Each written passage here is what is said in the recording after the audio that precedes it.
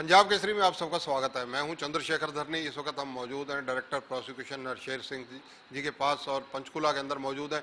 हरियाणा के जितने district attorneys हैं उनकी मीटिंग हुई है, एक एक्सरसाइज हुई है, एक गाइडलाइन जारी की गई है उनको।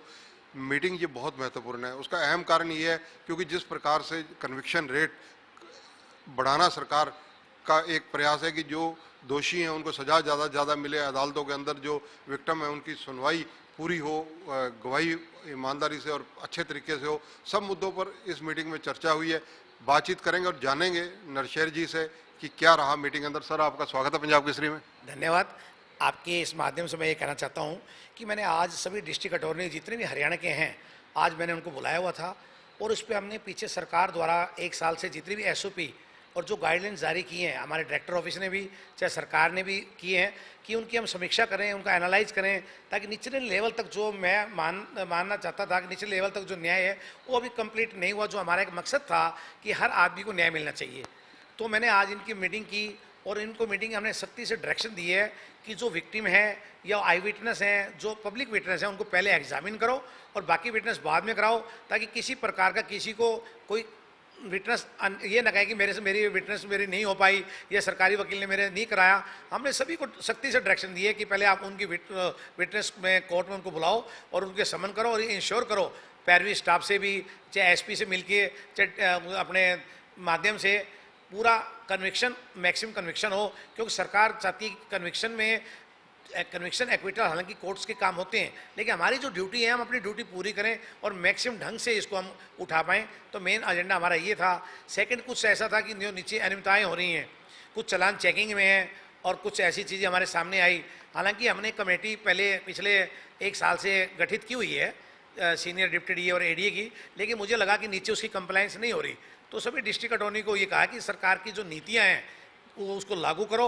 भ्रष्टाचार का किसी प्रकार की जीरो टॉलरेंस जो सरकार चाहती है वो होना चाहिए, और कोई भी थोड़ा अगर हमारे को आइडिया इस चीज़ का लगा या हमारे पास किसी की वो कंप्लेंट्स आती हैं तो तुरंत उसका एक्शन होगा और उसके किसी प्रकार को छोड़ा नहीं जाएगा।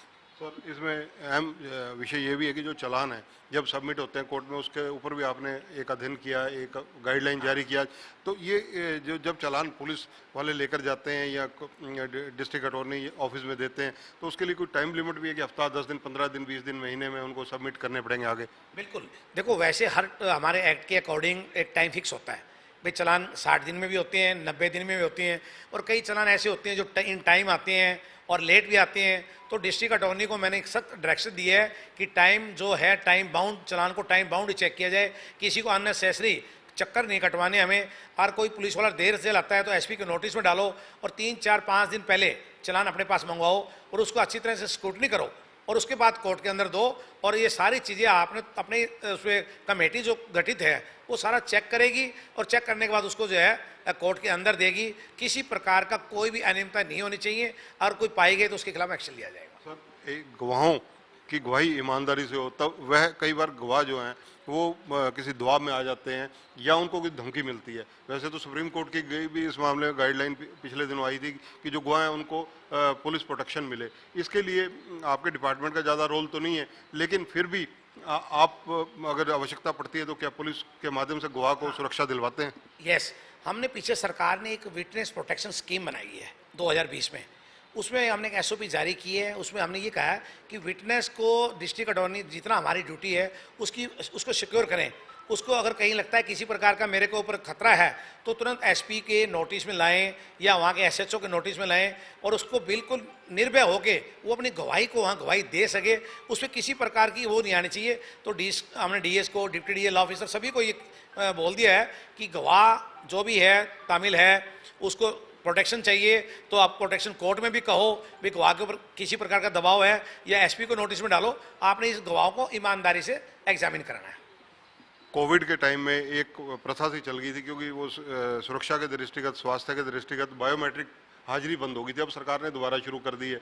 डिस्ट्रिक्ट अटॉर्नी ऑफिस में सुनिश्चित किया जाए कि हाजिरी लगे, और जो ना इन आदेशों की पालना करें उनके लिए क्या प्रावधान रखे गए हैं?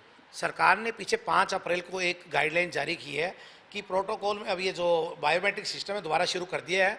मैंने सभी डीएस को लेटर लिख दिए हैं और मीटिंग में भी बोल दिया है कि आप अपना बायोमेट्रिक सुबह टाइम पर आएँ और शाम को टाइम पर जाकर बायोमेट्रिक अपना यूज़ करें।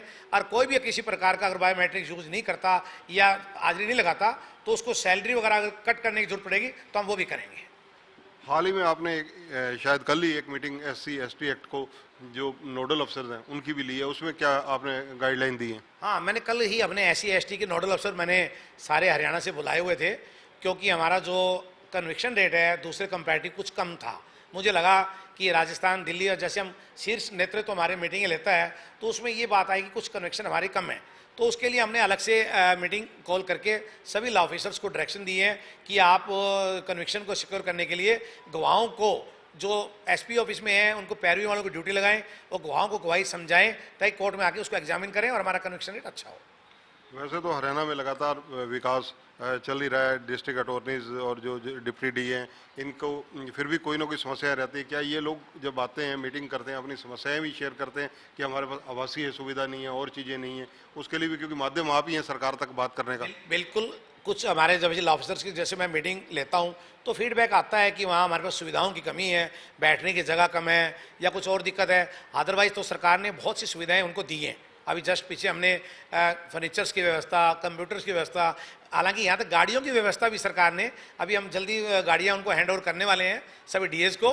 और जहाँ तक बैठने की व्यवस्था है वो हम सरकार से उसमें करेंगे ताकि हाई कोर्ट से वो इस बात को करें ताकि बैठने का भी उनका समुचित व्यवस्था हो सके। 22 के 22 जिलों में जो DA हैं उनको गाड़ियाँ मुहैया होंगी? बिल्कुल, 22 जिलों में हम आने वाले 2-4-5 दिन में सभी 22 डिस्ट्रिक्ट अटॉर्नीज को गाड़ियां जो हैं हम प्रोवाइड करा देंगे, क्योंकि कुछ कौशल विकास निगम से कुछ ड्राइवर आने बाकी हैं। जैसे ही आएंगे गाड़ियां हैंड ओवर कर दी जाएंगी। इसके अलावा क्योंकि सुप्रीम कोर्ट में भी वास्ता रहता है, दिल्ली में भी हरियाणा के कई केसेस चलते हैं। हरियाणा भवन में पिछले दिनों ऐसे मुझे कहीं से संकेत मिले थे, कंफर्म नहीं है, आधिकारिक पुष्टि तो आप करेंगे कि वहाँ भी जो है ऑफिस अच्छा बनाया जा रहा है, वहाँ भी तैयारी की जा रही है, वहाँ भी डिजिटलाइजेशन सारा किया जा रहा है। हाँ, क्योंकि सुप्रीम कोर्ट में जो हमारा हरियाणा भवन में हरियाणा ऑफिस है उसको मैं और एडवोकेट जनरल साहब जो हैं वो दोनों देखते हैं और उसको डिजिटल ऑफिस को हम बना रहे हैं। सारा AG साहब की गाइडलाइंस में जो है काफ़ी अच्छे हम उनको जो ऐप वगैरह जो स्टार्ट करनी है, जो वहाँ के हमारे डिप्टी AG, एडवोकेट जनरल जो भी हैं, हम उनकी गाइडेंस में सारा करके ऑफिस को बहुत बढ़िया बनाने जा रहे हैं। हाईटेक जमाना होता जा रहा है क्योंकि अब हाईटेक होने की वजह से जैसे जो आपकी लॉ की बुक्स हैं वो भी सारी ऑनलाइन उपलब्ध हैं, ई-लाइब्रेरीज की ज़रूरत पड़ रही है। उसको लेकर आपके जहन में क्या है? हमने पिछले कई साल से 5-6 साल से ई-लाइब्रेरी हमने स्टार्ट की हुई है और ये लाइब्रेरी हमारी अच्छी लॉ ऑफिसर जो हैं उसको देखते भी हैं और सारा हमने इसके पीछे सेमिनार भी लगाए हैं। और कुछ अब आने वाले टाइम में हमारा कुछ लॉ ऑफिसर्स की एक व्यूज़ आए हैं कि हम उनको CD प्रोवाइड कराएं। तो आने वाले हम नेक्स्ट इसमें जुलाई में CD वगैरह प्रोवाइड कराएंगे ताकि लॉ ऑफिसर्स को और समुचित ढंग से वो उसमें अपना लीगल एस्पेक्ट देख सकें ताकि ढंग से काम कर सकें। क्योंकि आप बतौर डायरेक्टर प्रोसिक्यूशन हरियाणा, आप पे निसंदेह जिम्मेदारियां बहुत ज़्यादा हैं, लेकिन क्योंकि जो DA परफॉर्मेंस देते हैं, क्या उनके लिए भी कोई आपके पास प्रावधान रखे गए हैं कि यहाँ के कन्विक्शन रेट ठीक है, वो सारे केसों की पैरवी ज़्यादा हो रही है, तो वहाँ एप्रिसिएशन भी मिलती है? नहीं, एप्रिसिएशन मिलती भी है, हम और कोशिश कर रहे हैं। जैसे दूसरे डिपार्टमेंट्स हैं हमारे लॉ ऑफिसर जो बहुत अच्छे काम कर रहे हैं, कन्विक्शन भी अच्छी है और हर काम में उनका जो एक्सपर्ट है वो उनको अवार्ड दिया जाए, जैसे और पुलिस डिपार्टमेंट है और डिपार्टमेंट है। इसके लिए भी हम जो है मैं अभी सरकार से इस बारे में बात करने वाला हूँ। धन्यवाद। तो ये हैं नरशेर जी, डायरेक्टर प्रोसिक्यूशन है और सकारात्मक पहल इनकी हमेशा रही है।